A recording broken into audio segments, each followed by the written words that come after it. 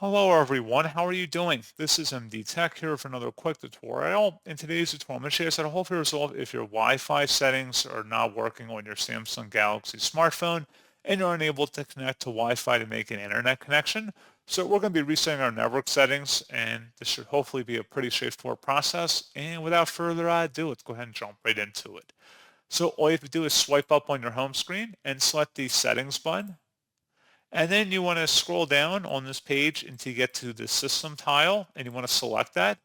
And then scroll down all the way to the bottom where it says reset options, and select where it says reset Bluetooth and Wi-Fi.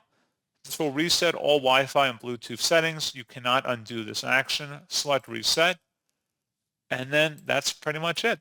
So as always, thank you guys for watching this brief tutorial. I do hope that I was able to help you out, and I do look forward to catching you all in the next tutorial.